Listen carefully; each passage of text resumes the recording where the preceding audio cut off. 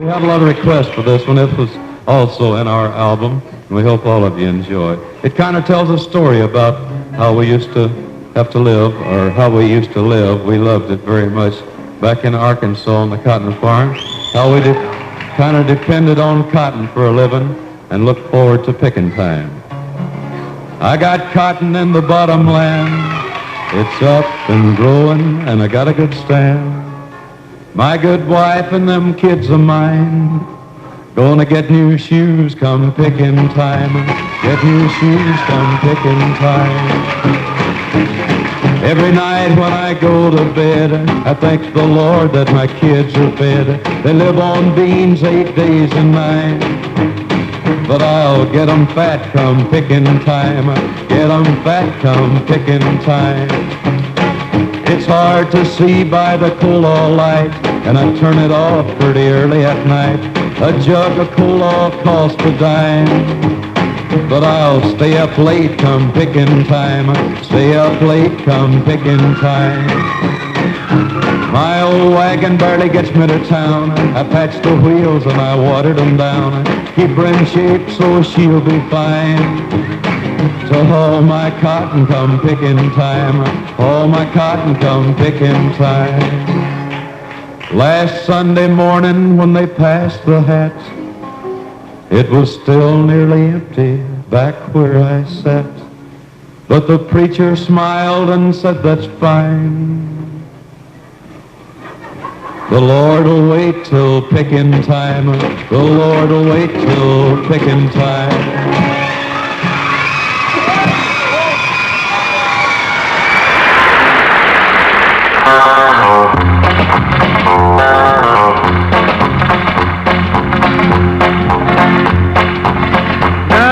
I tossed a weeping willow how to cry, and I showed the clouds how to cover up a clear blue sky. And the tears that I cried for that woman gonna flood you, big river, and I'm gonna sit right here until I die. I met her accidentally in St. Paul, Minnesota, and it tore me up every time I heard her drawl, southern drawl. Then I heard my dream, went back downstream, to Boynton and Davenport, and I followed you, big river, when you called.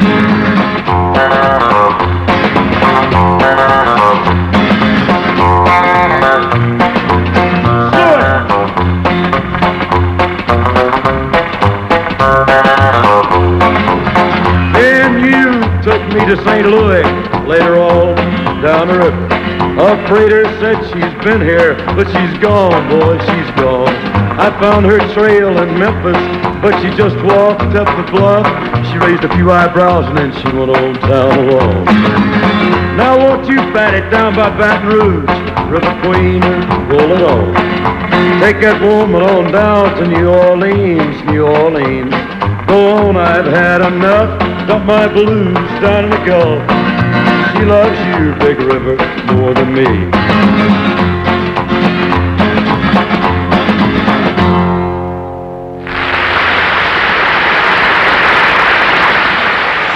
Thank you very much.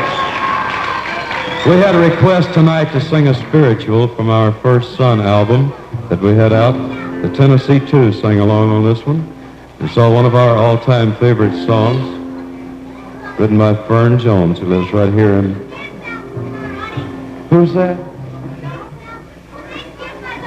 Okay, we'll try to do that one for you. Thank you. Thanks a lot, Billy. All right. Now, what was I saying? What was I talking about, Luke? Oh, a spiritual, one of our favorites. Jimmy Davis had a wonderful record on it. We also recorded it on our Son album, our first one out, one called I Was There When It Happened. So I guess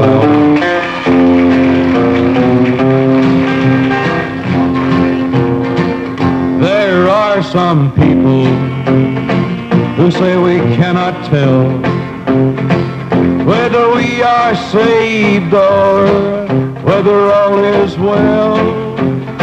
They say we only can hope and trust that it is so. But I was there when it happened, so I guess I ought to know. Yes, I know when Jesus saved me, The very moment he forgave me, he took away my heavy burdens. Lord, he gave me peace within. Satan can't make me doubt it. It's real and I'm gonna shout it. I was there when it happened, so I guess I ought to know.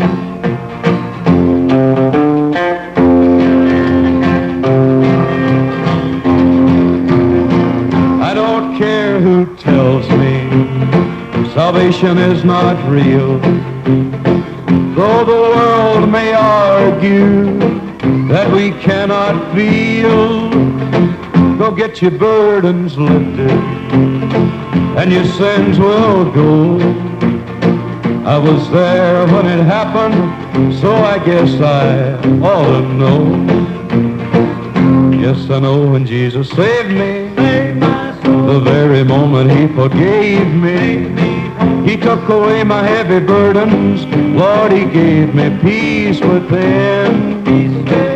Satan can't make me doubt it. It's real and I'm gonna shout it. I was there when it happened, so I guess I ought to know.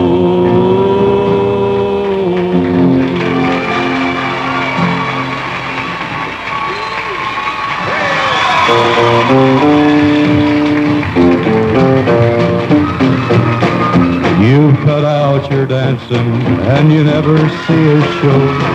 Friends come by to pick you up and you hardly ever go. It seems your head is in the clouds above. You've got the ways of a woman in love. I walk by your house at night and hope that I might see the guy who's got you in a spin. Wish that guy was me. I don't know why it's you I'm dreaming of. You've got the ways of a woman in love. Many years a night I stayed awake and cried. Now you'll never know how much you've hurt my foolish pride. I recall your kisses, the times I held you tight. Now when I come to see you, you're sitting in the light, missing all the things that we dreamed of. You've got the ways of a woman in love.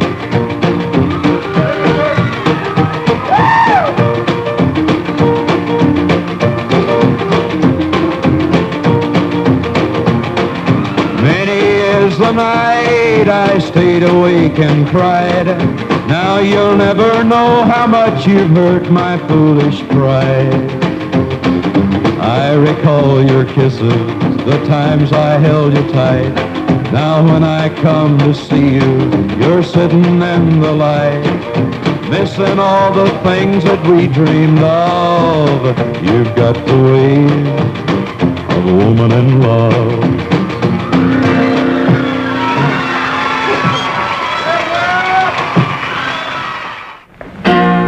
How high is the water, Mama?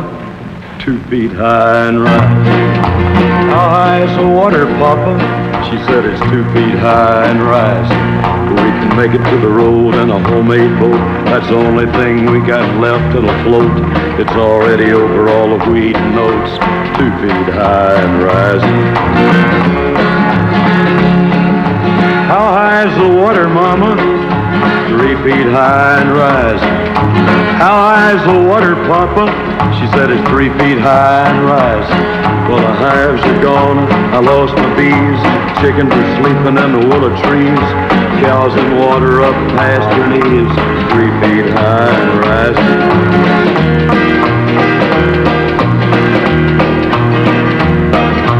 How high is the water, Mama? 4 feet high and rising. How high is the water, Papa? She said it's 4 feet high and rising. Hey, come look through the window pane. The bus is coming, gonna take us to the train. Looks like we'll be blessed with a little more rain. 4 feet high and rising.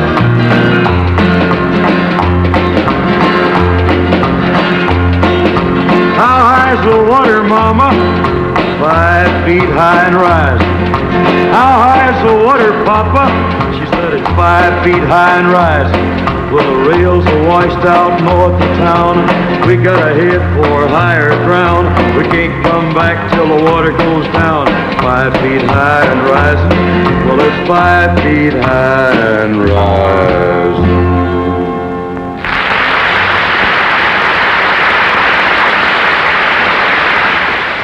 Thank you very much. You know, just about on all of our shows and wherever we go, we usually do an impersonation. And we had a request here tonight. Well, thank you. We had a request here tonight to do an impersonation of a rock and roll singer. But, Elvis who? Oh, no, I'll tell you, this is an impersonation of a rock and roll singer impersonating Elvis, is what this really is. Let me see, Marcy, you got a phone?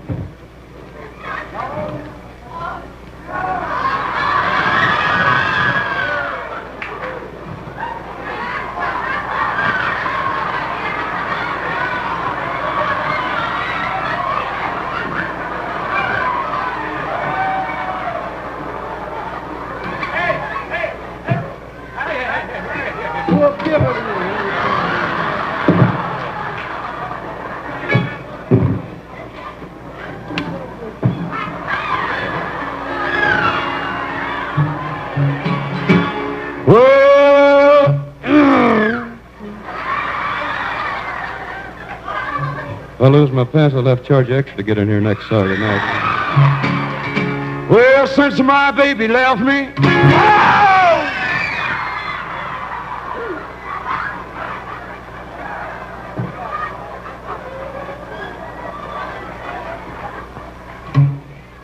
well, I find a new place to dwell. Good. Oh.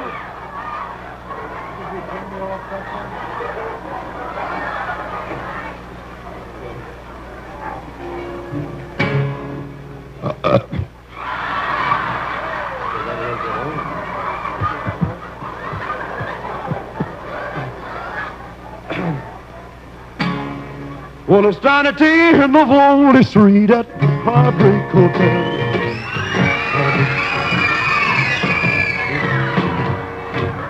You'll be so lonely. You'll be so lonely. You'll be so lonely. You could die.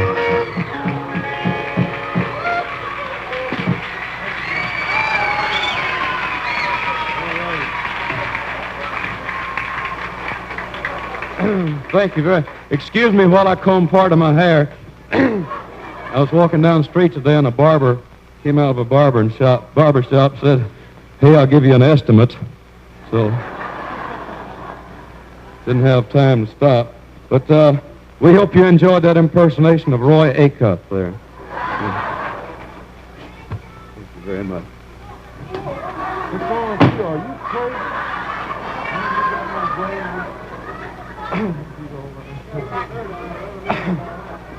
All right, we had a request to do this one for you again, our brand new one on Columbia, I Got Stripes. There we go.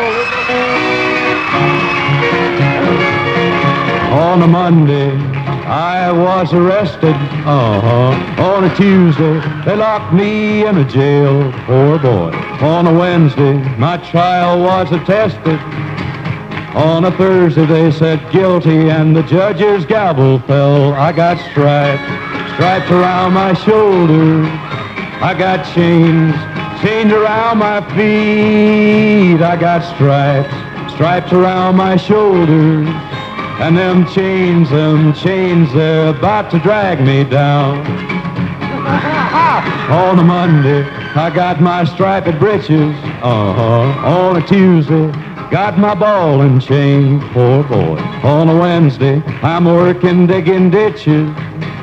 On a Thursday, Lord, I begged them not to knock me down again. I got stripes, stripes around my shoulders. I got chains, chained around my feet. I got stripes, stripes around my shoulders. And them chains, they're about to drag me down.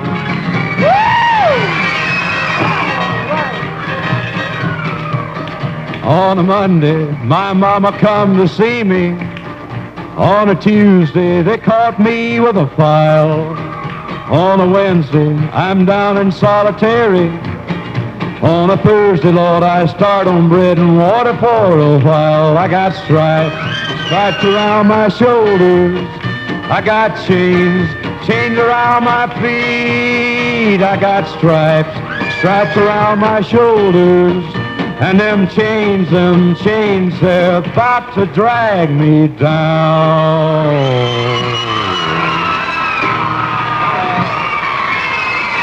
We'd like to do one of our favorite songs. Jimmy Davis has got it recorded, had it out a long time, and sold a lot of records. We've got it in our new album next week. Beautiful song called Supper Time.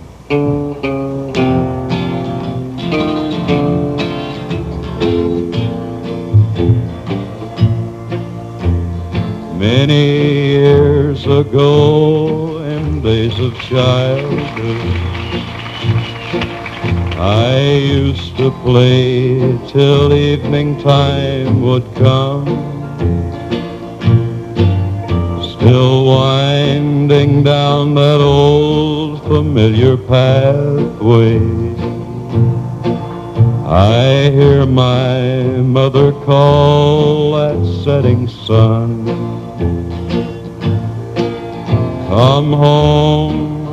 Come home, it's supper time. The shadows lengthen fast. Come home, it's supper time. We're going home at last. Some of the fondest memories of my childhood are woven around supper time. When Mother used to call from the back steps of the old home place, "Come on home, son, it's supper time." My, how I'd love to hear that once again. But you know, time has woven for me the realization that someday we'll all be gathered around the great supper table up there for the greatest supper time of them all, with our Lord. I can almost hear the call now coming from the portals of heaven. Come on home now, son. It's supper time. Come home, it's supper time. The shadows lengthen so fast. Come home, it's supper time. We're going home at last.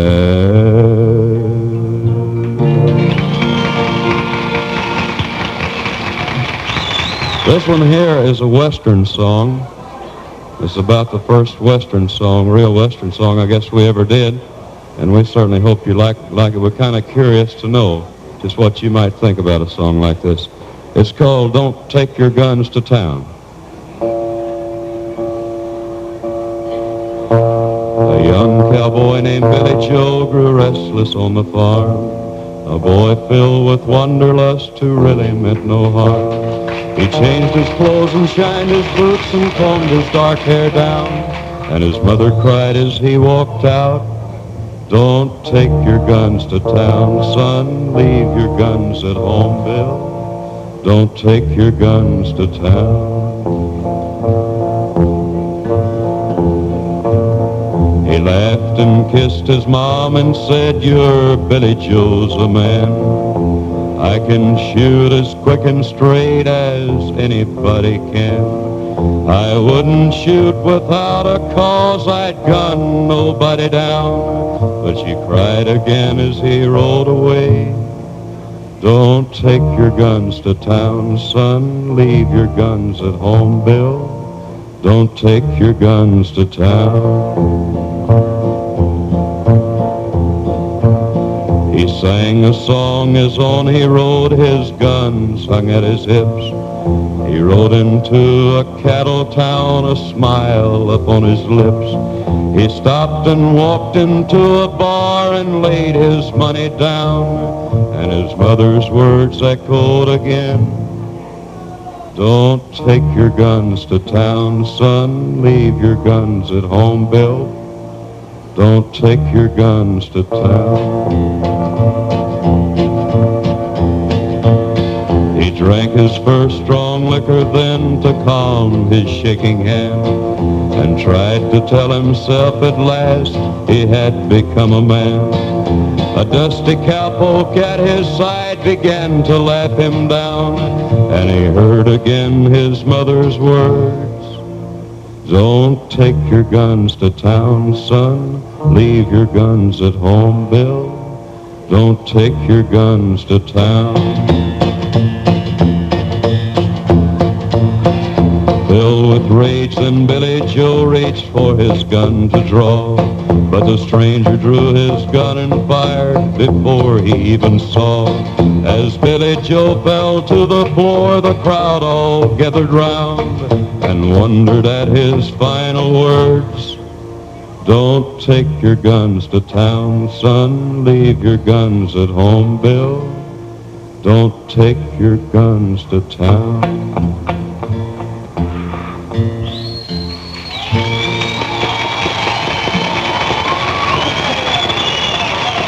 This song here is actually an old folk song, you know, that was rewritten. I rewrite a lot of songs out on the tours and in the car and the hotel rooms, and some of them we do on stage and some of them we can't do on stage. We rewrite sometimes, but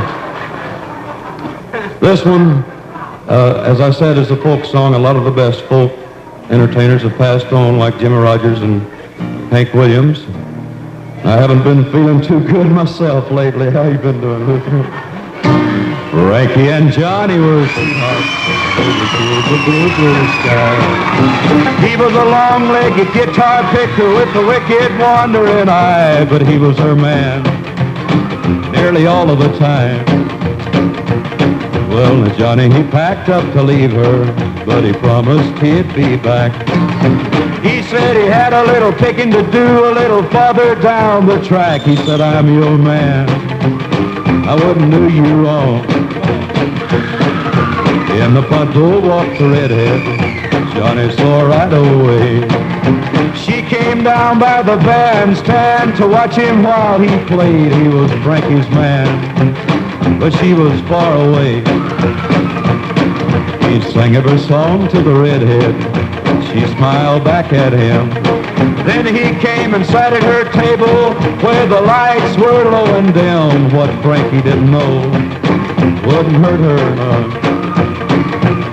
Then the redhead jumped up and slapped him a time or two. She said, I'm Frankie's sister, and I was checking up on you. If you're her man, you better treat her right. Well, the moral of this story is be good, but carry a stick.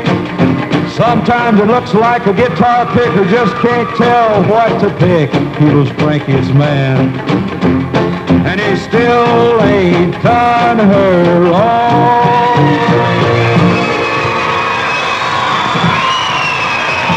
In Camellia Gardens at the same time. I was here to prove a point, a theory of mine. One that I've had for a long time about small town and small living. But Cabot, he was here because he had to hide out. He had to get out of New Jersey, and he had to get out fast. Well, you probably read about it in newspapers. He was involved in that warehouse job on the New Jersey waterfront some 3 months ago. Whitey Roski had set it up, and then at the last minute he didn't show. Johnny wasn't suspicious. He just figured maybe a blonde had turned up. So he and Pete went ahead without him. They walked right into a trap, a cop stakeout.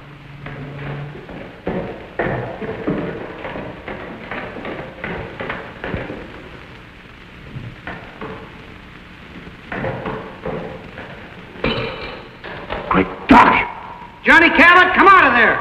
Stick out. Somebody riding on us. Come out. Come out with your hands up. We've got you covered.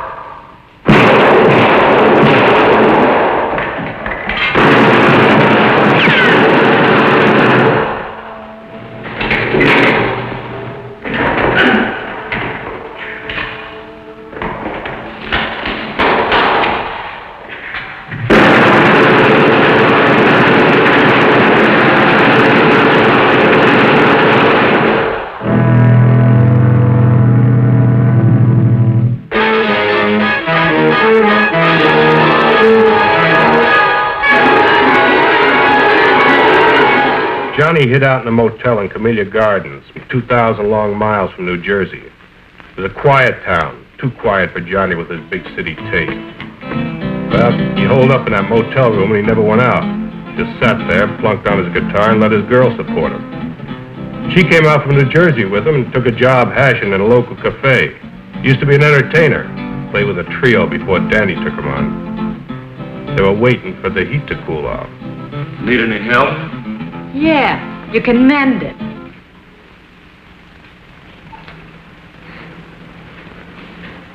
Honey, I don't think you appreciate me.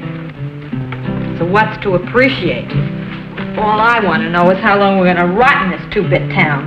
I had a good job at that cocktail lounge in New Jersey. Big tips. Come here with you, I get big bunions. We got 10 square feet and always everything's lost. I was looking right at it. What a life. This suburb life ain't for me. Answer it.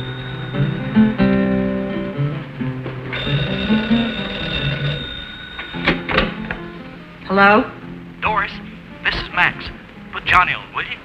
So who says Johnny's here? You put the dime in the wrong slot. This is important. Tell him that a guy that knows Danny wants to see him. If I see him, I'll pass it on. Who's that? Oh, Max says he's got some friend of Danny's looking for you. Danny's. Give me that phone. Hey, I might find out who turned me into the police.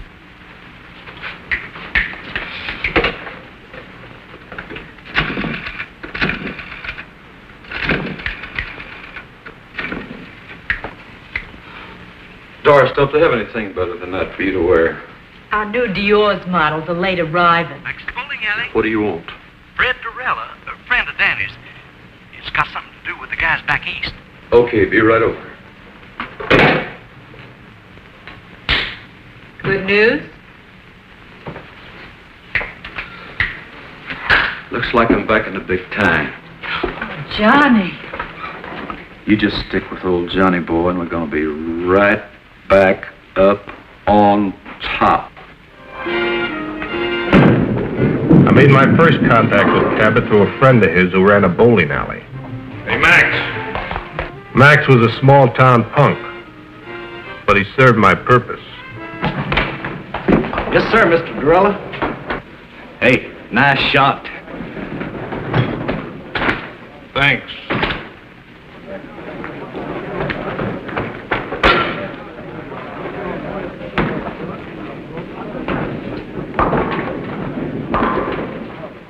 Have a drink. Doreen?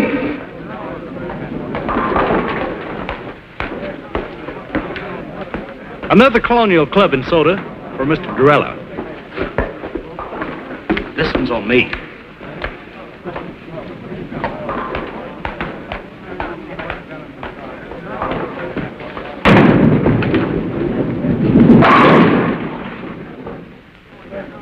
Hey, you really in on things. Do you really know who fingered Johnny? Max, you talk too much. Yes, sir. Besides being late, tell me more about this Cabot. Oh, I got you just the kind of guy you say you want. He's a good driver and good heater man and careful as they come. I got you a good man, Mr. Durrell. When Danny gives the word, I act. But I was just thinking about my cut. There is something in it for me, ain't there? The usual. Well, I am taking a big risk, you know. What big risk? Well, you know.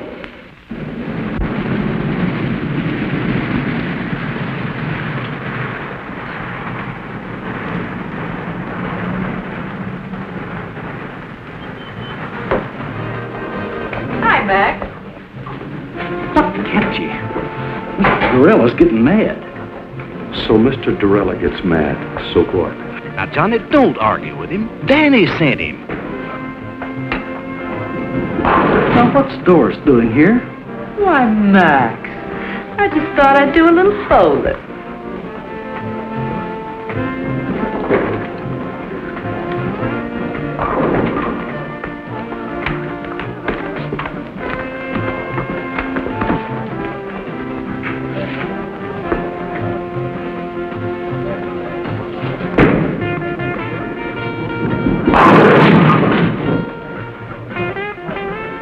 Nice shot, Mr. Dorella. Johnny, this is Danny's friend, Mr. Dorella. That's Doris Jackson. Last time I saw you, it was Dory Gettle. Harry Gettle, you've got rocks. I never seen you before in my life. I would have remembered. Seen Whitey Roski lately? The name's Doris Jackson, honey, and I don't know what you're talking about. She just come along for a ride. Get rid of her. Now, you wait just a minute. Johnny, take it easy, buddy. He knows who fingered you in New Jersey. Play it his way, will you? Look, mister, you got me mixed up with somebody else. Wait in the car. Look, honey, you know me. I'm Doris Jackson. He's got me all wrong. I never even heard of a Dory Gettle. Never even heard the name before. I said wait in the car. Okay, if you say so. I gotta go to work anyway. I'll see you later, Johnny. Yeah.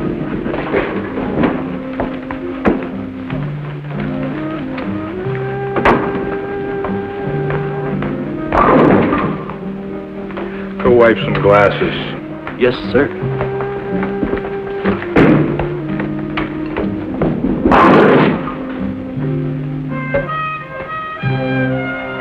I need someone with experience. I've been around.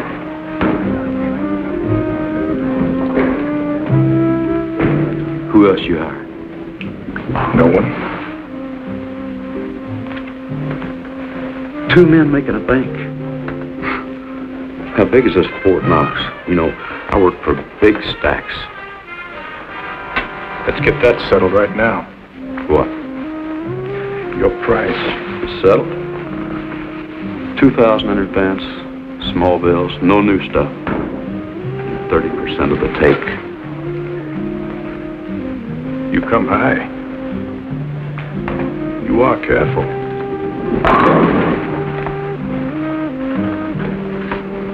Like Max says, I've been in the racket 5 years, and I've only done one little 6-month stretch. I've been in it for 20 years. Only got to do 1 year. Time off for good behavior. So we're both careful. Now, what's the bank? Harbor Federal Trust. Harbor Federal Trust. And you're not hiring anybody else? No one. So long. I'll see you, pal. Sit down until I tell you to go. Look. You couldn't take that with an army tank and a whole company. You're right, but you can with one man. A good idea. One man. You, me. What makes them hand over the money? Hypnotism? Love. Small town love.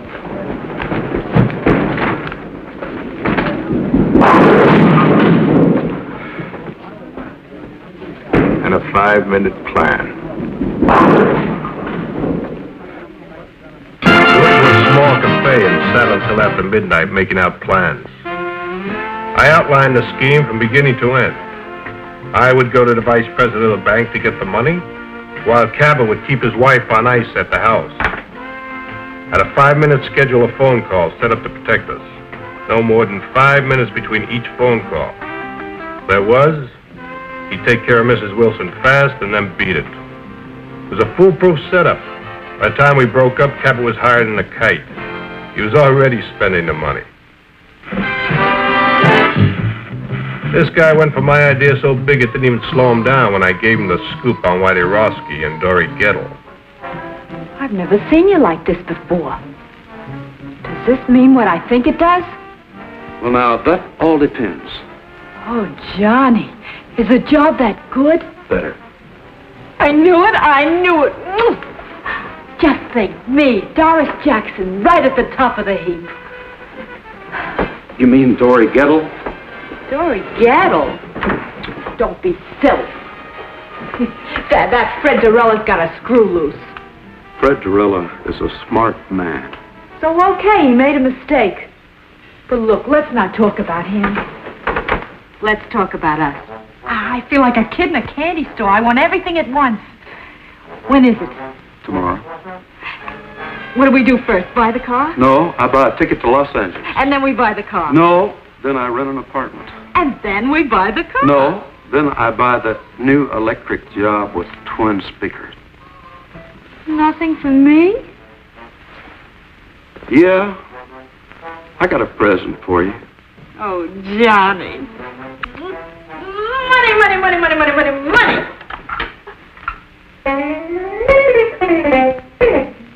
Oh, Johnny, we're going to be loaded.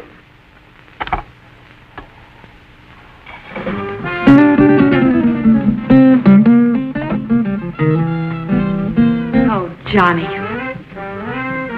I'm your woman. No, you're not my woman. You're Whitey Roski's woman.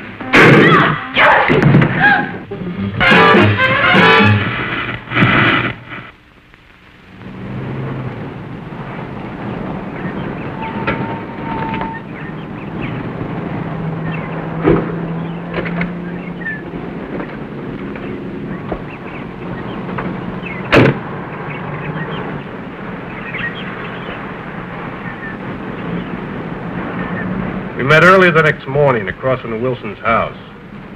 Johnny was right on time.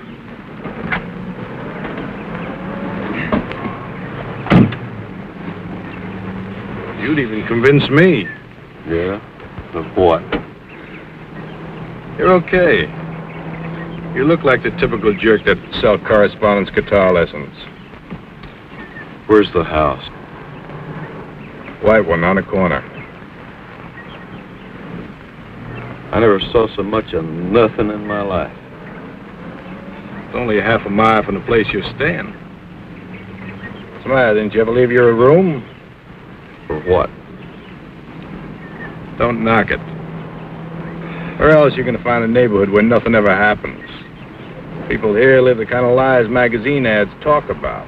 Hey, who's that?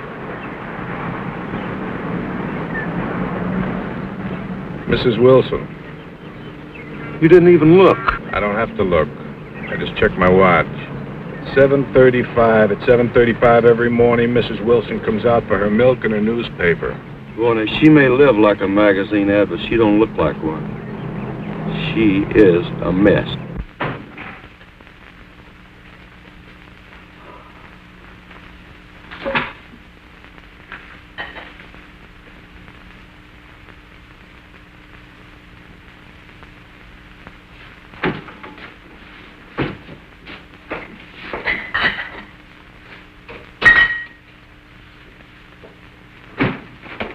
Breakfast.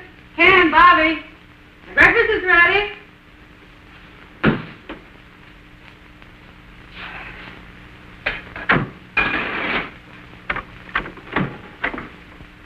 Hi, Mom. Hi, Bobby. Marsh, you promised to make some hot cakes. Madam Chairman and honored guests. What's that? This is a speech I've got to get memorized for our women's club this afternoon. This afternoon, not this afternoon. You promised to buy me a new baseball uniform. I'm sorry, Bobby, but I can't do it today. I'll get it for you tomorrow. But, Mom... Bobby, our women's club has been waiting 6 months for this speaker. Now, you come on. Take your cereal and go down and eat your breakfast.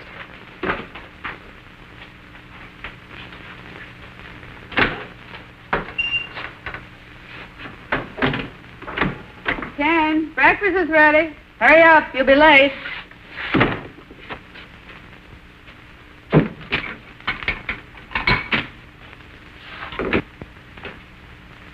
Madam Chairman and honored guests, we have the great good fortune to have with us today a woman who is foremost in a field.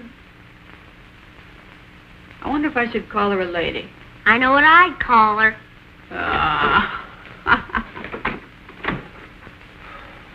Morning.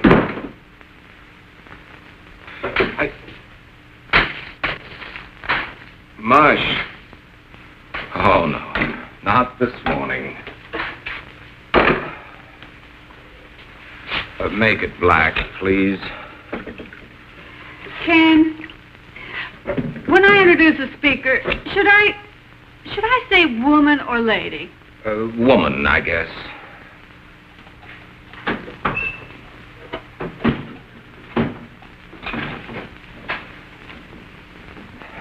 Oh. What's the matter, Pop? Are you sick? No, darling, your father is hungover again. What's hungover? Sick. Have too much to drink, Pop? Young man, how would you like to leave the table without your breakfast? Can I leave the table? Now, that's a great threat. You eat your breakfast. Mush. Why were you out so late last night? Mr. Johnson, the bank again. Dad, can you take me to buy a new baseball uniform this afternoon? Your mother will have to do it, Bobby. I have to work today. But Mom's busy. She's got to go to the women's club this afternoon, and I just gotta get it today. I just gotta. Just have to get it today, Bobby. Have to get it. Anyway, Pop, I just gotta. Tomorrow's the big game. Bobby, I told you I can't get it for you today, and I can't. That's all there is to it. I can't. But, Pop... Your mother's running things here, Bobby. If she says the women's club is more important than her family, then that's the way it has to be.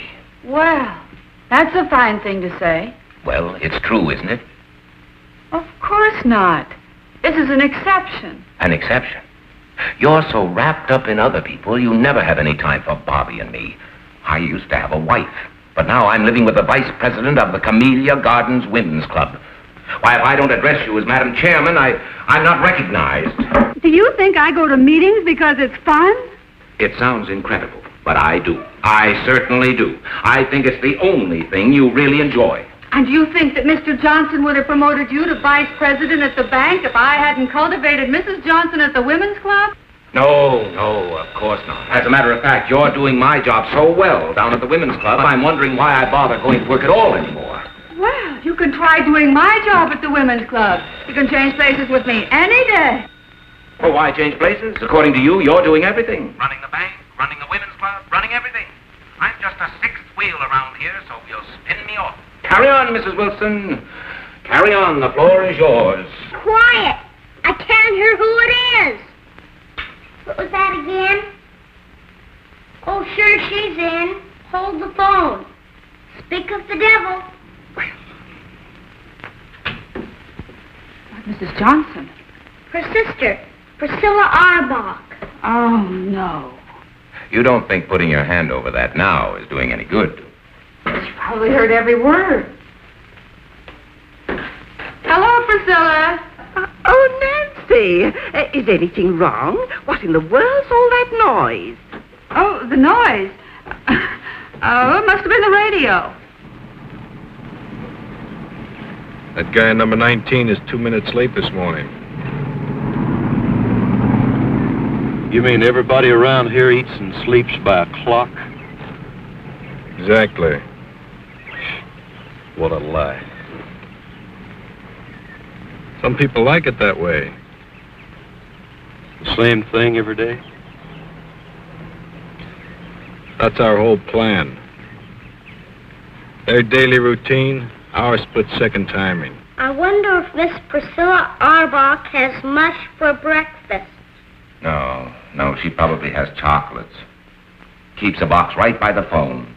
Dials the phone with one hand, plunks in the chocolates with the other. The early bird catches the worm, you know. Oh. Nancy, I want you to be prepared for a wonderful compliment. Now take a deep breath.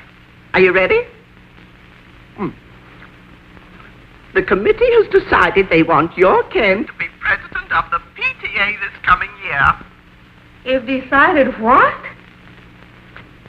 We've decided that we want Ken for... Nancy, can't you hear what I'm saying? Yes, I hear you.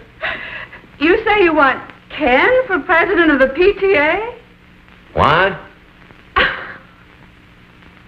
Oh, no, I don't think it's funny at all. No, I think Ken would make a delightful president.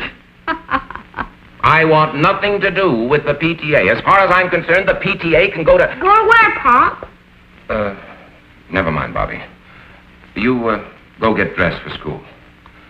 I am dressed. Oh. Well, then, go brush your teeth. You know, this should certainly be a step up for Ken in our community. At least that's what Mr. Johnson says. You've talked to Mr. Johnson? Of course. And he's very enthusiastic about it. I know Ken won't let us down. You tell him we'll have lots of fun. Yes, Priscilla, I'll tell him. Mr. Johnson is very enthusiastic, and you'll have just lots of fun. Mr. Johnson's in on this, too? So it seems. Well, that does it. What time does he usually leave? 8. Sometimes 10 to 8. 6 or 7 times I cased him last month. He never left earlier than 10 to 8, never later than 8. Same routine every day. I guess he likes it, huh? Sure he likes it. He's got a happy home.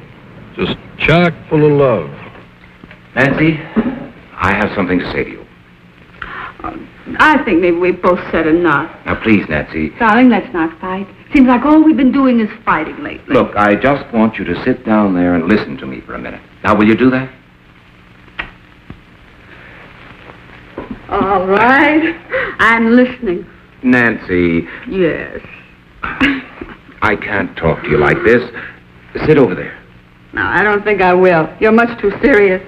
Besides, I know what you're going to say. You do? Darling, I couldn't care less about the PTA or whether you're president of the PTA. As far as I'm concerned, you can tell him to go jump in the lake. That's not what I wanted to say. Nancy, I want... My bike plate. Mom, I lost my bike plate. Have you seen it? Oh, no. Not another one. Don't move. Nancy. Oh, Bobby. Never mind, Mom. I found it. Now, that's a good place to keep it.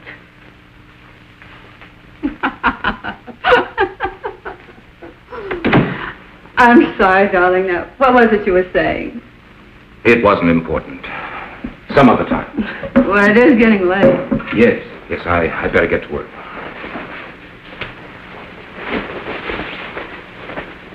What'd you like to tell Priscilla? Oh, just tell her I'll think it over. This hangover's killing me. Maybe the whole thing will look better tomorrow. Well, I better hurry. It's 10 of 8. Well, I'm a little late. Say, haven't you forgotten something? Have I? She wants a kiss. Bobby, what are you doing? Just studying Dad's technique. All right, young man, in the house. Okay, but I don't think I'm going to miss much anyway. Pretty fresh, isn't he? He may be right. You didn't tell me they had no kid. So what if I didn't? I think I'd like a real goodbye kiss. Why, sure.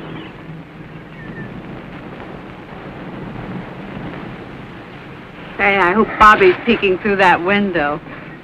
In this kind of setup, you tell me everything, mister. I don't want to fool around with no kids. Now you get rid of them or cut me out. What's with you and kids? I had one getting away one time, and I ain't going to fool around with no kids. All right, now you calm get rid down. of them now. You wait until the kid goes to school. So what time does he go? 8:15 on the nose. Every day at the same time? Every day the same time. Bye, Nancy. See what I mean? Love. See you later. There's a guy that'll do anything for his wife. We're gonna make him do it.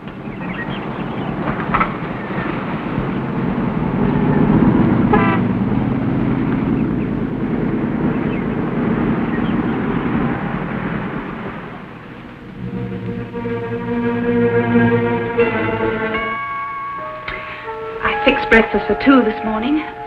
Orange juice? Just coffee, please.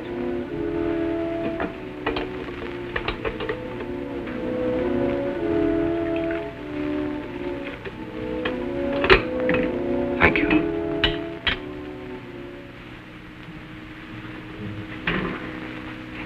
Figured you wouldn't be eating breakfast at home today. I'm sorry, honey. It's the hangover. We had a pretty big night last night, remember? Last night you said you'd ask Nancy for a divorce this morning. You promised me. I just couldn't, that's all.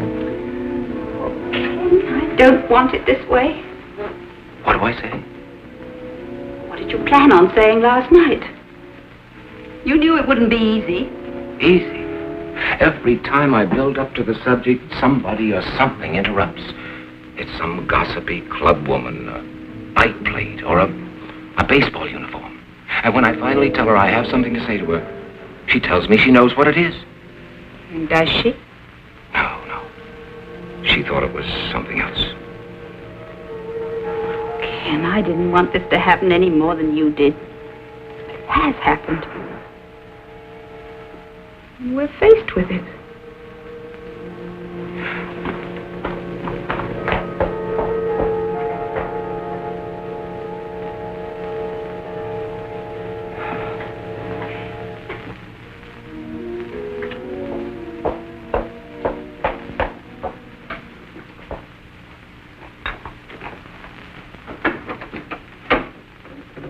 All right. Shall we go?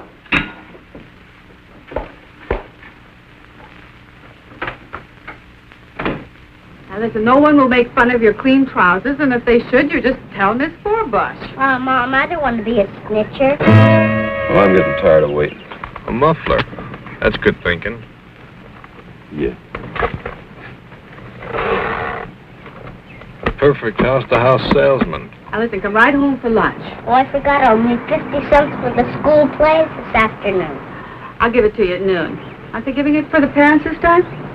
Sure, Tuesday night, but you don't want to go, do you? Why not? I'm not in it. I'm sure there are parents who go whose children aren't in it. Not very many. Well, I'll ask your daddy if he wants to be one of the not very many. I'll call you between 10:30 and 11. I'll be waiting. Off you go. Well, that's your cue and mine. Right. Don't use that unless you have to. Wait the full 5 minutes. What else? 5 minutes between each phone call. Don't get trigger happy. Everything was going on schedule. Just as I planned. Good morning, ma'am. I'd like to demonstrate a fine new product. I'm sorry, I never buy from a door-to-door sales. But, lady, I'll give you $10 if you guess what I'm selling. I bet you can't guess what I'm selling. $10. You certainly got a new approach. What's the catch? No catch, I promise. Go on, guess. Whatever it is, I won't buy. Oh, it doesn't matter. Go on, guess. This is silly. Obviously, you're selling guitars or guitar lessons or music. You're absolutely right. Here's your $10. But for what? I can't take this. Here, take it back. No, I wouldn't think of it. You keep it. Go on. Keep it. But I'll tell you what, you could do me a big favor if you would. What would you like? I'd sure like to have a drink of water, ma'am. Oh, of course. You wait here. I'll go get you one.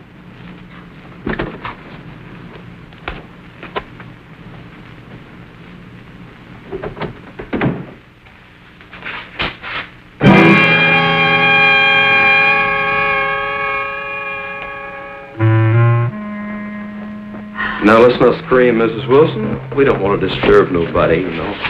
How did you know my name?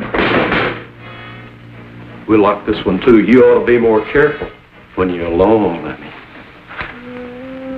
Where's the other phone? In there. That's good. I want to see both phones.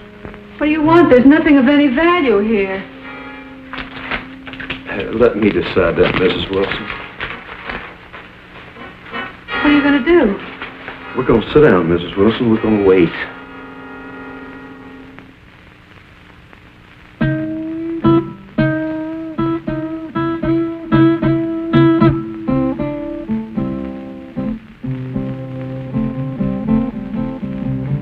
Must you do that?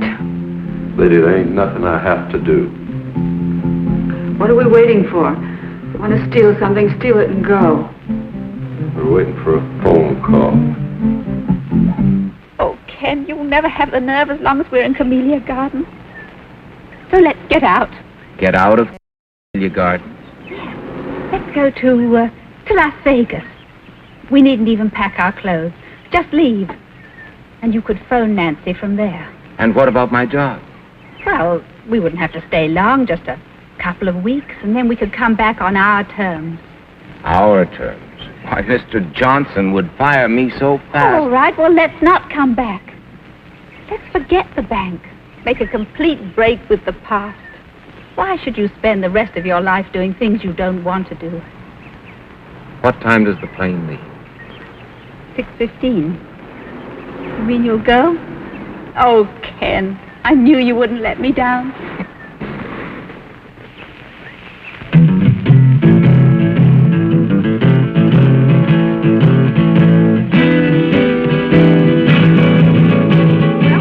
$1 more. Did you notice how I didn't let her get by with that routine about her husband donating at the office?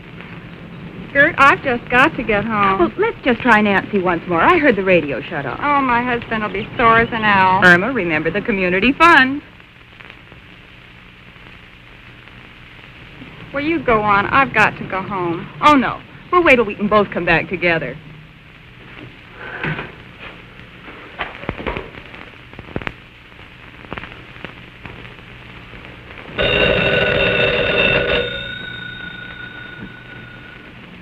All right, lady, answer.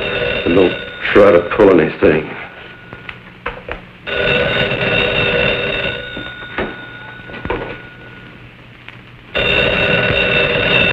I'll be listening, lady. Don't you forget it.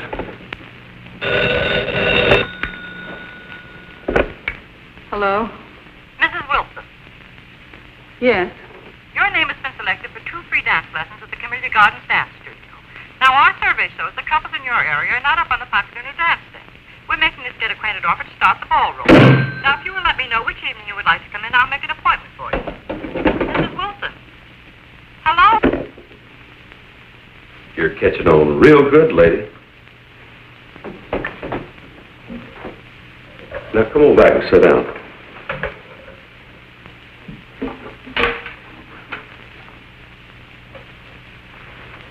Do you want me to just sit here and listen to you sing? Knit. Knit? I don't knit. You don't knit. Why, you disappoint me, Miss Wilson. I thought you was a perfect wife. Me? You know, Miss Wilson, this is the first time I ever got this close to a perfect wife. And I've always wondered what one looked like.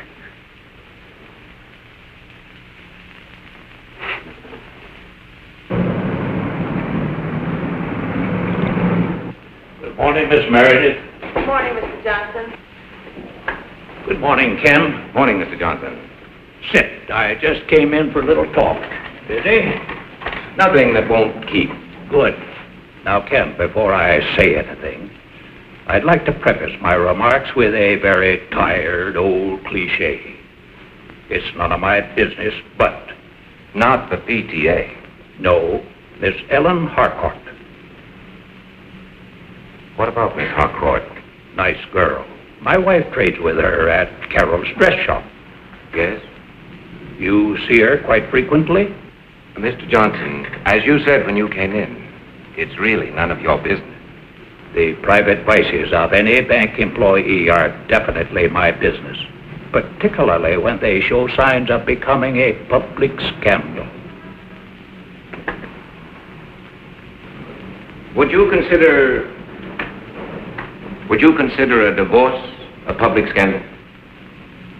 Has it gone that far? I just asked you a question, Mr. Johnson. It might, then again it might not. But if it has reached that point... I didn't say it had.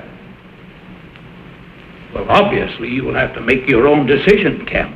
I merely wanted to tell you... How you feel about it? No, how the bank feels about it.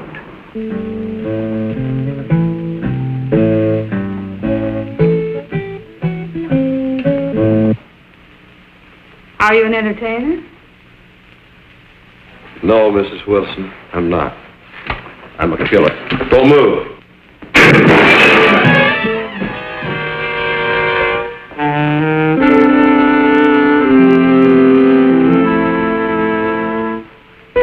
You shot me. Oh, dadgum. You weren't shooting at that vase, you were shooting at me. Cold blood, you stood there and shot me. If I wanted to shoot you later, you'd be dead. I'm bleeding. Little blood never hurt nobody. Why are you here? We've got no jewels, no furs, nothing. Why are you here? Hey, what you got under there? What do you mean? Look, honey, I ain't married to you. Maybe bank presidents don't mind their women looking like that, but I do. Now, you take all that junk off. Remove the artillery. You wouldn't want to make the front pages looking like that, would you? What front pages? What are you talking about? Probably all of them. You know, this is the kind of stuff that sells papers. Now, you finish the job and hurry up, because I ain't got all day. And you ain't got hardly no time at all.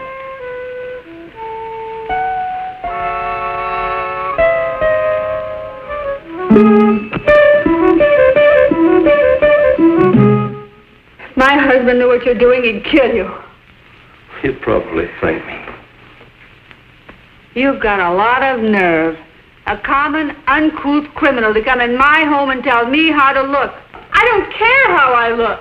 I know you don't. But I do. I like a broad to look sharp. I'm not a broad. All of you are. You're hurting me. Let me have a look at that. Hey, you know, I got a good eye to shoot like that. That scratch ain't even skin deep.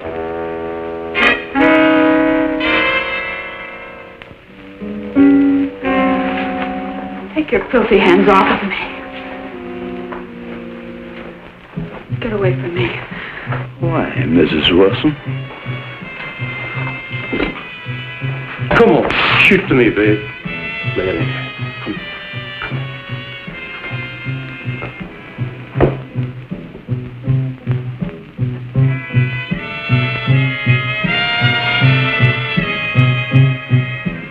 What's this?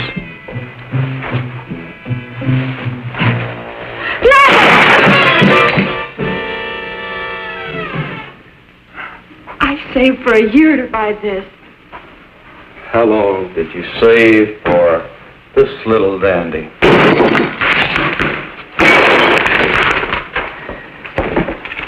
Turnip green.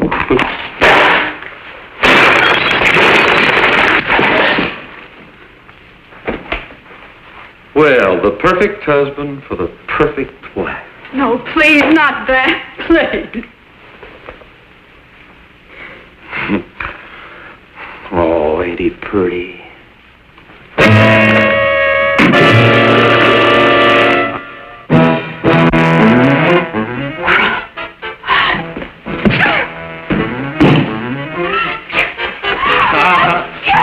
it's a bad, bad weapon.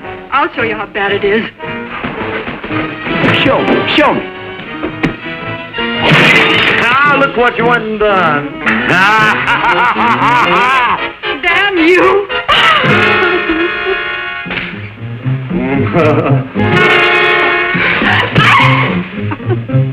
Help you up, lady? Help you up, huh?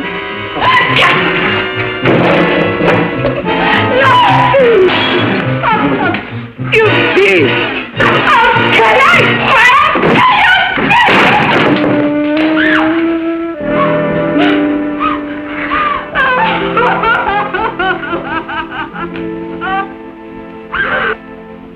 Oh, go away. You're a regular wildcat, ain't you? But you know something? I always got an ace in the hole. What are you going to do? Whatever I want. Be careful, that gun will go off. Where's the bedroom? Huh? Why?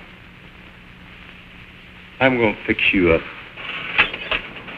Thanks for waiting for me, Max. Yeah? I have an important favor to ask of you. Sure, Mr. Durella. Wait here for me. Well, I've got things. When you see me walk out of that bank across the street, call that number. If I don't come out, don't call.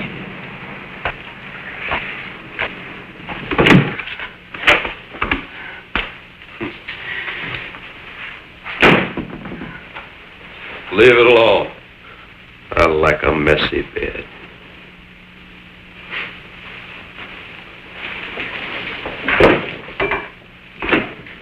Where's the closet?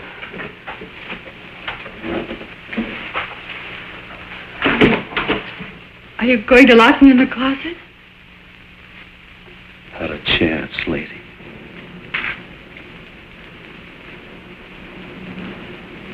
Can I help you, sir? No. I'm just going to see Mr. Wilson. Oh, well, that's his secretary over there, Mr. I know. Thank you.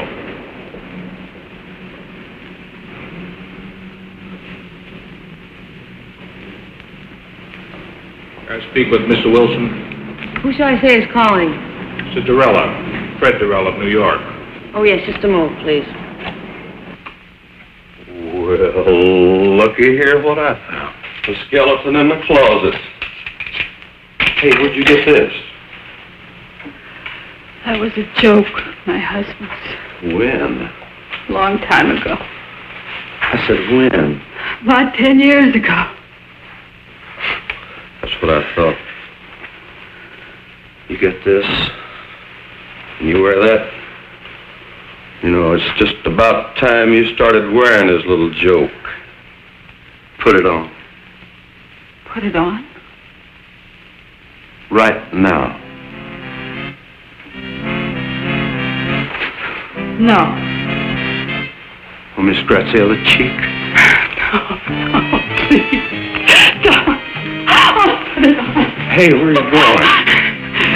You want me to put it on? That's what I'm going to do. I'm going to put it on.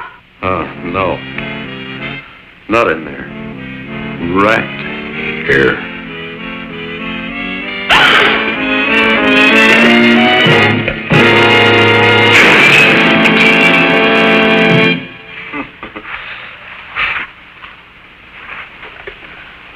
I ain't had so much fun in a long time.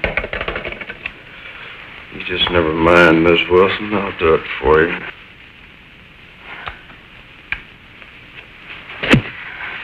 No.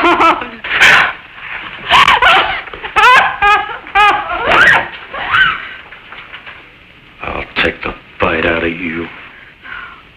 No. Please.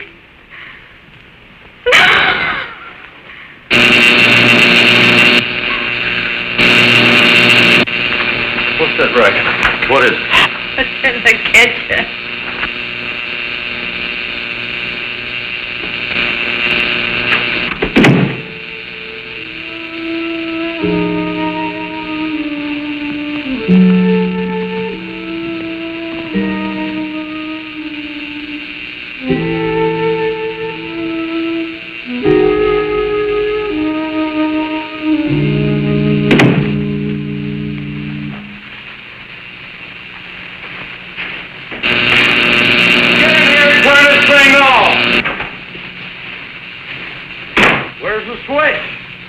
Well, I push on this darn thing.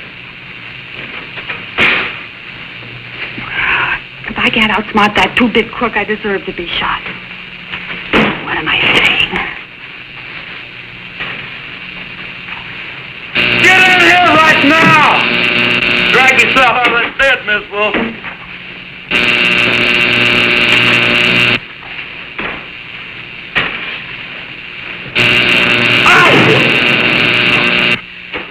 If I could just make him believe me.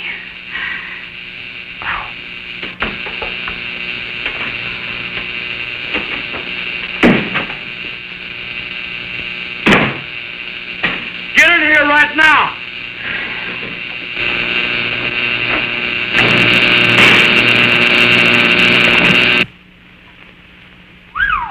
Mrs. Wilson. I changed my mind. Hey, I guess you gals are all alike when old Johnny steps on your starter, huh? Yeah, I guess we are. We're all just the same. Big bore. Who you kidding? This is Christmas, and I just got the nicest package. And ain't you glad I came along? Yeah, I've just been waiting for you. You never had it so good, did you? No. We're both a couple of wild cats. And this little wildcat is all mine. Not while you've got that gun on you. Who you kidding? Go on, put it on the table. Put it on the table. Oh, go on, you like it.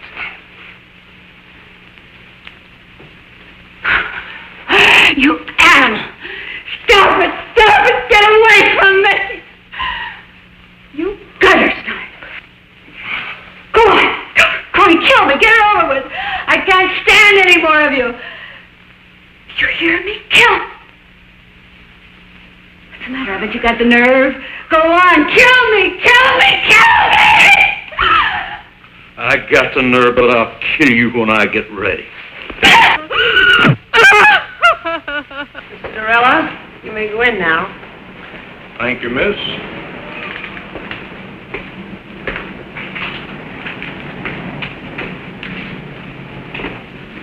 Good morning, Mr. Dorella.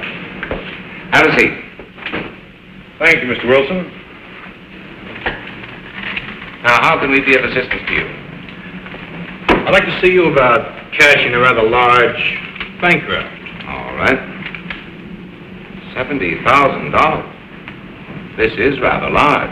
Yes. But an okay from one of the bank executives should be sufficient identification. Oh, certainly, Mr. Dorella. I didn't understand.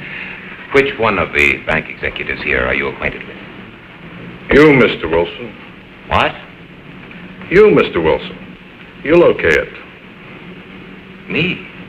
Why, I've never seen you before in my life. Oh, but I've seen you. As a matter of fact, I know you very well.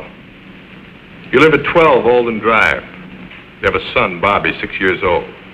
Your wife, Nancy, is a big shot in a women's club. Right now, she's at home with a friend of mine. A friend of yours? Well, let's say a business associate of mine. That would be a better description. Mr. Dorella, what is this? Very simple, Mr. Wilson. This is a holdup. What?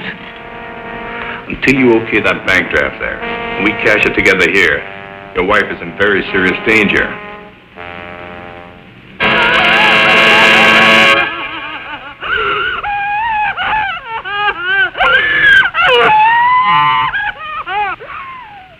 You're crazy as a Betsy bug.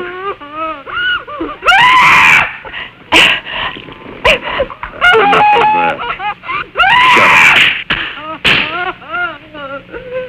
Turn it off. And you think I'm going to hand over $70,000 in cash? Just like that? I'm sure of it. In fact, I can bank on it. You won't even get to the front door. May I suggest you call your home?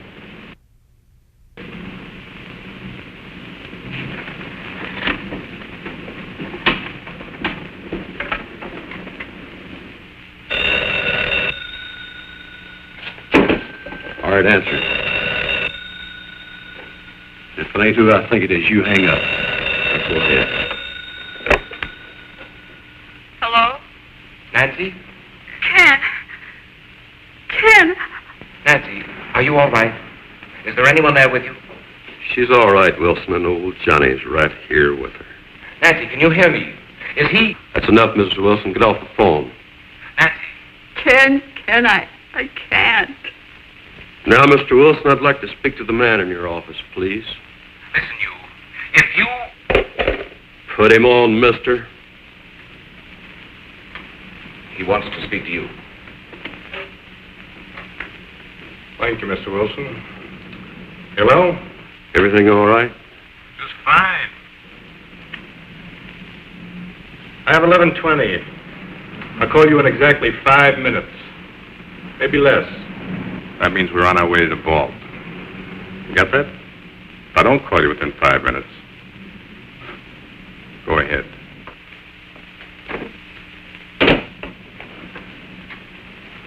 Convinced, Mr. Wilson? What are you going to do? Nothing, if you cooperate. I plan to walk out of this bank with $70,000. And if I don't cooperate? My partner is cold-blooded and trigger-happy. You're bluffing. Oh, you think so, Mr. Wilson? I could have the police there in 5 minutes. They'd be there in 10 minutes, Mr. Wilson, not 5. I know the police protection in Camellia Gardens. It's undermanned. I have 1 patrol car for every 7 square miles. They'd be there in time to find your wife, not to save her. Suppose I told you I didn't care what happened to my wife. Make it short. Hello? Oh, Ken, darling, I'm so happy I can hardly believe it's true. I just had to phone you to make sure I'm not dreaming. Say it's true. Say it. Are we really going? Yes. Yes. Was that all you have to say? I'm busy right now. I'll call you back. But hurry. I'll give you just 5 minutes.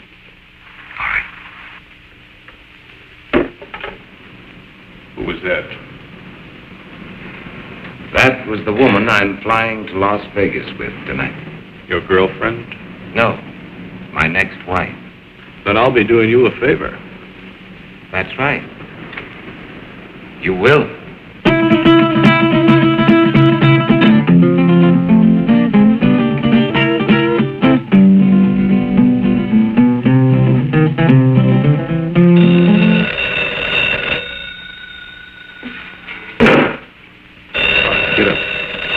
Get up.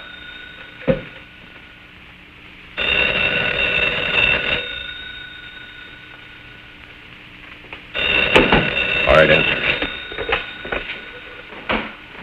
Hello? Nancy? This is Priscilla. Nancy, are you there? Yes, Priscilla. Okay, Mr. Wilson. You have 1 minute and 38 seconds. Let's sit here and watch the clock. See who pops first.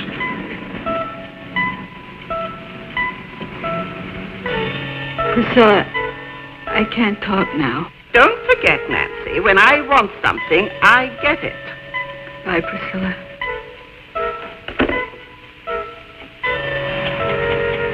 Ain't no alternative. You got 40 seconds to live.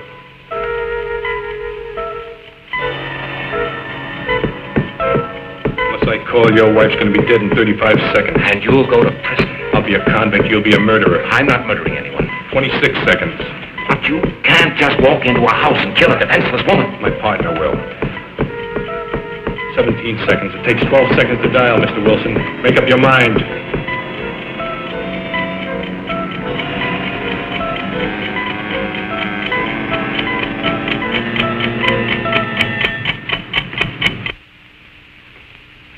Looks like your time's run out, lady.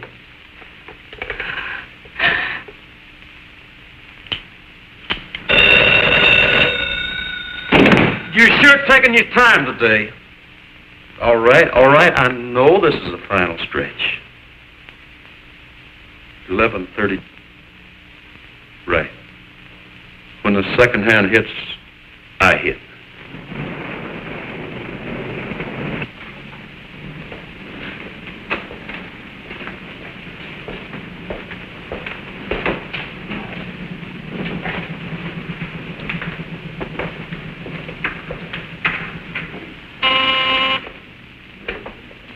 Hello? Oh, yes, Miss Harker. No, I'm sorry. Mr. Wilson just stepped out of his office. Oh, well, I'm sure he'll be back in a minute. I don't want to miss him, so I'll just hold on if you don't mind. No, that'll be perfectly all right. Stacks of thousands, please. Small denominations, Mr. Wilson. Nothing larger than 100.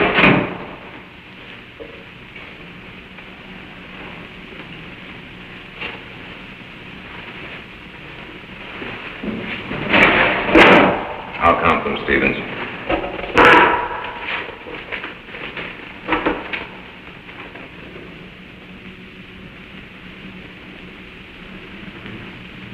Just drop in the briefcase.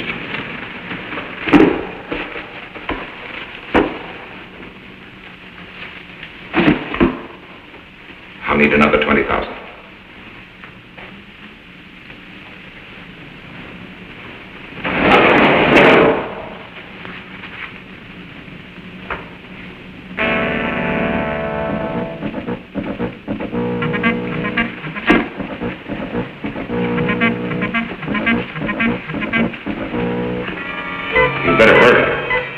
Still have plenty of time.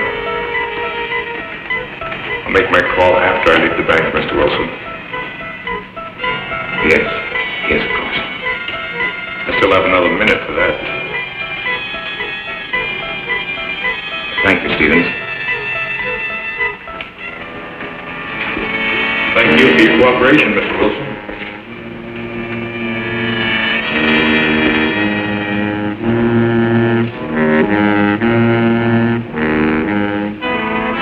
Mr. Wilson. Yes, what is it? Could I speak to you for a minute? Later, Pop, later. I'll be on my way. Don't forget to make that call. Now, hold on there. You stop or I'll shoot.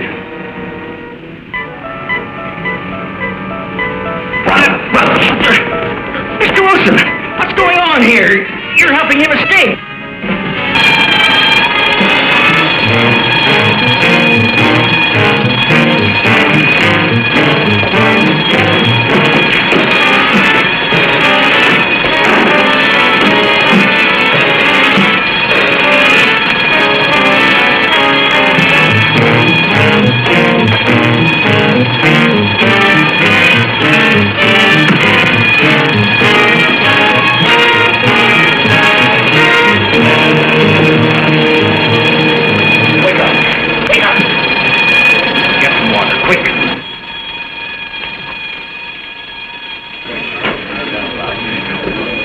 What'd you pull me away for, Mr. Wilson? I ain't cornered.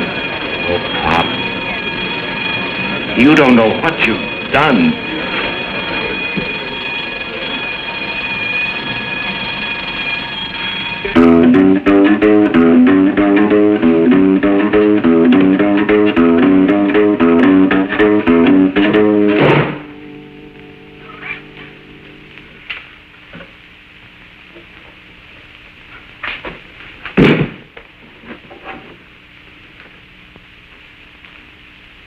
Now I'm ready, Miss Wilson. Nothing personal.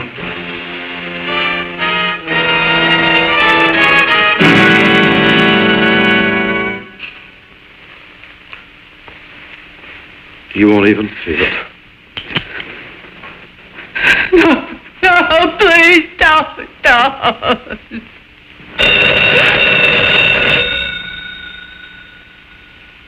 Be glad it run.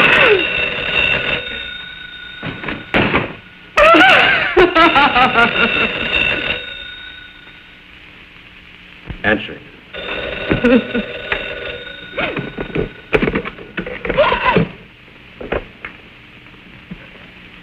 Hello? Nancy, this is Priscilla. I was rather peeved with you a while ago when you... Hurry up and get rid of that magpie. ...until we settle this PTA matter. Now, I know you've got time to talk, and you're not going to put me off. Nancy, are you listening? Yes, Priscilla. I want to know what Ken said, Nancy. In fact, I insist on knowing. I can't tell you now, Priscilla. Nancy Wilson, what kind of an answer is that? What did he say? He wants a few days to think it over. Think it over? Oh, that's just like a man. Big executives, and they can't even make a simple decision about a simple little organization like the PTA. Well, you get me to tell you tonight. You know how men are always avoiding their civic duty, and this mustn't happen. I said get rid of her. I'll try, Priscilla. Try. You've got to get him to say yes, and tonight. Priscilla. I've already talked to Mr. Burgess. You know, the cute little bald one. And he told me he'd be honored to serve under Ken. I can't talk, Priscilla. I must say goodbye. No, you don't, Nancy Wilson. We won't leave this to chance, Nancy. We've got to remind Ken. You better get rid of her now. To Bobby, that fine, wonderful little chap. I'll do my best. Don't you try to put me off. There are lots of other things we ought to discuss. Hang on. We haven't even mentioned I said hang on. the PTA. That's important, Nancy. Very important. And then there's I'm sorry, Priscilla, program for but kiddies during vacation. They simply must have a place where there's adequate supervision. They I need it. can't talk any longer, Priscilla. And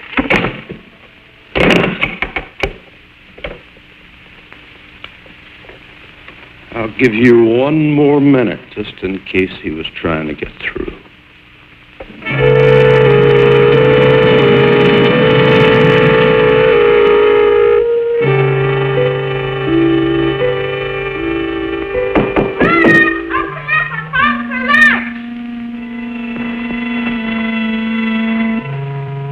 Not except with no kids, so you get him out of here. Get him out. Run, Bobby, run fast! Call the police! There's a killer in here, run! What do you think you're doing? Don't hurt him, please! Don't hurt him! Don't hurt who, Mom? Bobby! Oh, Bobby! Oh, Bobby! Where'd you come from, boy? How'd you get in here? Answer me! Through the den. Have you got any friends out there, kid? Bobby, why didn't you go when Mommy asked you to? I didn't hear you. What's he doing here, Mom?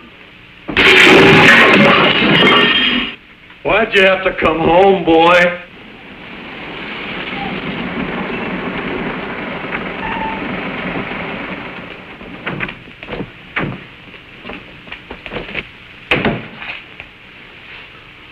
You're in there. You're surrounded. Come out with your hands up.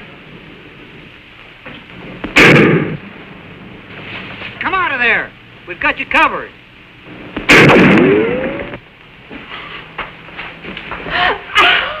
Where's that other door? It's in there. I'm warning you, this is your last chance.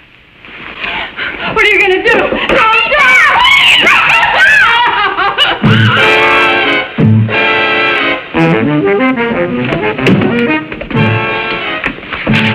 Oh, he took Bobby and out the side door. You stay here.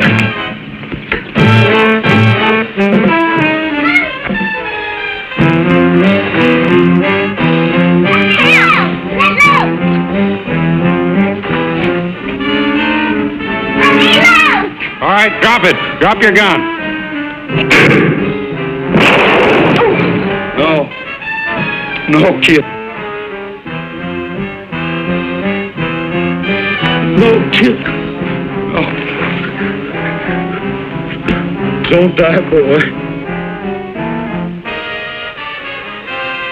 I'm sorry, boy.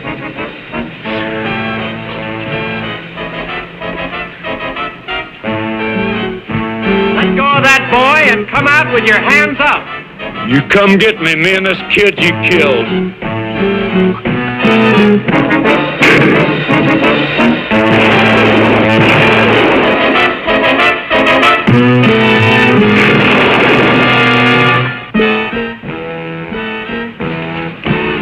You killed the kid.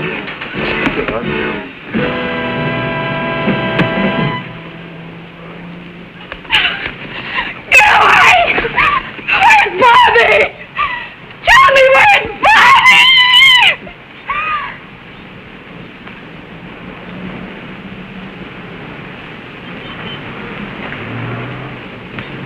Here I am, Mom, over here.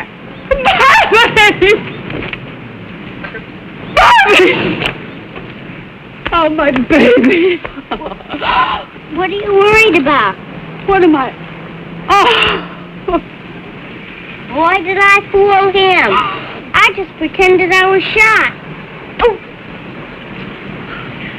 Son, do you mean you pretended you were dead? Sure, it was easy, just like on TV. Well, that's one for the books. Oh, Bobby. Oh.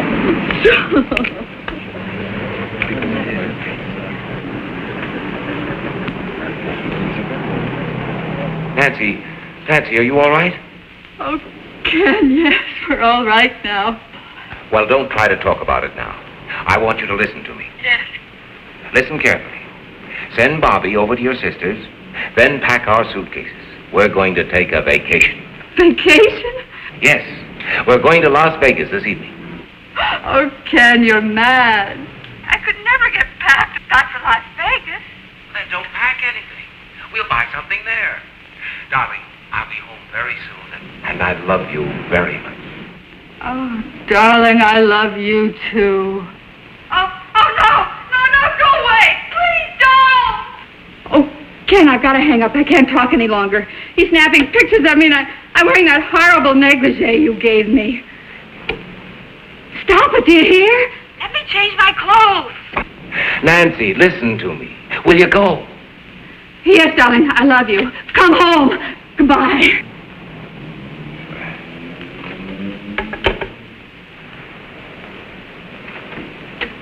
Miss Meredith, did Miss Harcourt call back?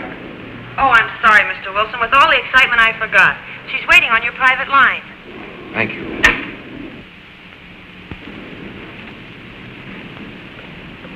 Ellen? Ellen, are you there?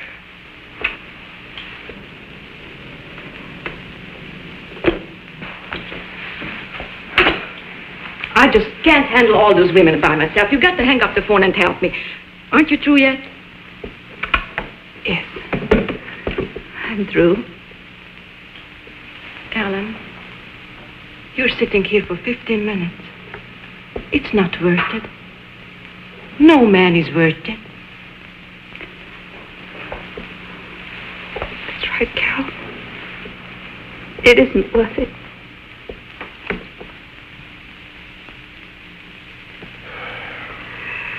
What's my story? I've got nothing more to say.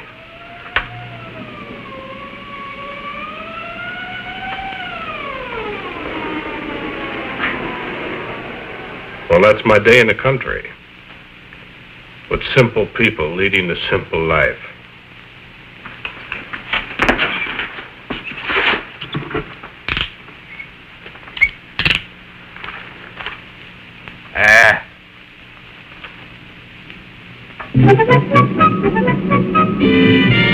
Hey, that's some picture. Wait till Priscilla sees it. Oh, Ken, I know you're going to find this hard to believe, but you know it was Priscilla and her silly phone call that saved my life today? I know. No, darling, you don't know. She phoned just as I was on my last 5 minutes. She must have been sent from heaven. I asked her to phone. You asked her? Did you tell her what was going on? Yes. Oh, darling. Oh, you should have heard her. What an actress. She was magnificent. As usual. Oh. What's the matter now? Oh, I just thought of something. What? PTA. Ask a favor, do a favor. Uh-oh. I see what you mean. Well, I guess that old I guess that old girl has got herself a new president. Not until after our vacation. That's right. Well, at least I'll be rested up. Yeah? Don't be too sure. What do you mean? I brought the negligee.